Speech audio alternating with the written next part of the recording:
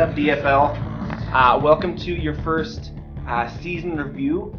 We're catching up right here at about the mid-season point, entering into week 6, and it's a great week to catch up on for two specific matchups.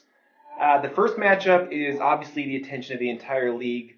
Our top two undefeated teams. We got the Big Gronkowski hosting Hypercats. The last two 5-0 teams. Unfortunately, Hypercats suffered a huge setback last week when Jamal Charles got knocked out for the season. So as of now, Big Gronkowski is projected to win that game by 40 points. But we'll find out just how much heart Hypercats has left in them, how much will to win they have. This is a past champion in the league. You know, Hypercats knows what it's like to win, but can they win in crunch time? You know what I mean? Like, can they win the tough games? Can they do what needs to be done to remain undefeated? I don't know. We're gonna find out here in week 6. The other matchup, which has just as much intrigue, takes place at the opposite end of the league, on the bottom, where we have our number 11 team, Fighting Sioux, hosting our number 12 team, Mind Crimes. Now, Mind Crimes, man, coming into this season, you know, they obviously had a huge letdown at the end of last year in the playoffs. So coming into the season, a lot of big expectations for Mind Crimes. He had what we would assume was a good draft, but he has struggled this year on the arm of Drew Brees. No one has suffered more from Drew Brees' poor play than Dion.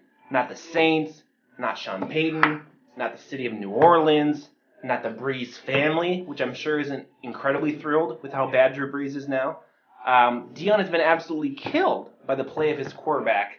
And outside of two stellar receivers in Odell Beckham Jr. and Julio Jones, the rest of Dion's roster has failed to support. He's got weak running backs. He's got weak tight ends. He's starting two tight ends in his flex spot and his tight end spot, which just boggles the mind in this league's format. But that being said, Dion is looking for his first win against Fighting Sioux. Fighting Sioux is looking to continue their winning streak, which I helped them start last week because I'm such a nice commissioner. So this week, obviously, just an awesome week to tune into the DFL. A big news, obviously, in the league this year has been the scoring changed up a little bit. The idea of changing the scoring up was so that quarterbacks wouldn't run the league. Because that's what fantasy football has turned into, is that if you have a good quarterback, you can just win a league based off one position. And the majority of points scored are coming from under center. And I think the new scoring system has done that. Looking at the top performers in our league, the top scorer in this league right now is Falcons running back Devontae Freeman. That's the way it should be. Devontae Freeman is the best fantasy football player in the universe up to this point in the season, and our league clearly shows that. Quarterbacks obviously still hold a strong point in this league. 7 out of 10, I believe, of the top performers in this league are quarterbacks, which is kind of on par with what fantasy football is. Quarterbacks still touch the ball every offensive play, so they still score the most points. But we have specialty players like Matt Forte. We also have Julio Jones is up there, and obviously Devontae Freeman being the third to round that out. So we have a really good mix of talent in this league. We have a good mix of teams that are able to put up big numbers if they adjust their rosters accordingly. Then we also have some teams that are still having a hard time breaking 100. So I really think that this has done a great job of separating the stud fantasy players in this league from the whatever the opposite of a stud is, something infertile, I'm assuming. So the other thing I wanted to point out in this week's fantasy discussion is the new guy in the league. That's Mike Seiler. He's sitting down there with the rest of us at 2-3. He's in 7th place. Overall, he had that one huge week where he put up like 250 points. It's crazy. The big thing I want to talk about with Mike is Mike has taken over a part of this league that Billy had held on to for the longest time.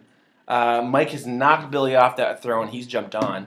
Of course, I'm referring to the throne of the worst fantasy football team name we've ever seen. Billy has had it for a long time with Bros Before Shankos, which just horrible for so many reasons. First of all, Shanko Vithante, I don't even know how you say his name, obviously doesn't play for the Vikings anymore. When he played for the Vikings, he wasn't that good. Bros before Shanko is obviously a playoff of the term bros before, which is extremely vulgar, Billy, and we do not accept that kind of talk in this league whatsoever. I'm a supreme role model for all of you, and I'm so disappointed you haven't followed me in that. So Billy has had the worst team name for the longest time, but no longer, because Stang's rule makes no sense whatsoever. Not only for fantasy football, but at all. Like, you can take the phrase Stang's rule, and you can say that anywhere in the world, and no one's going to have any idea what the heck you're talking about. Obviously, by looking at his profile picture, we're assuming Mike is talking about the car, a Mustang. And so Mike is essentially saying that the car I own rules. Which, okay, but what if everyone in the league were to follow that mindset? Hypercat's name would be something like Mercury's rule, or whatever they drive.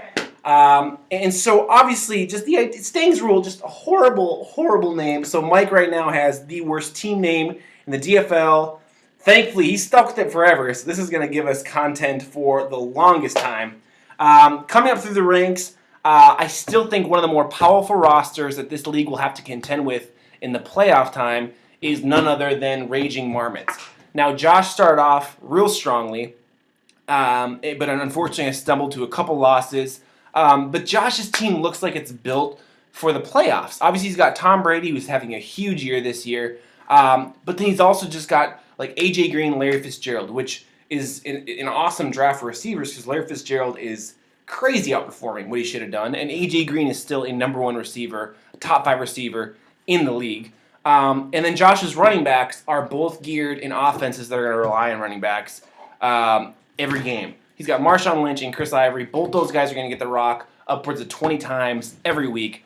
So I still think that Raging Marmots is going to be a team we're going to have to watch for over the next couple weeks.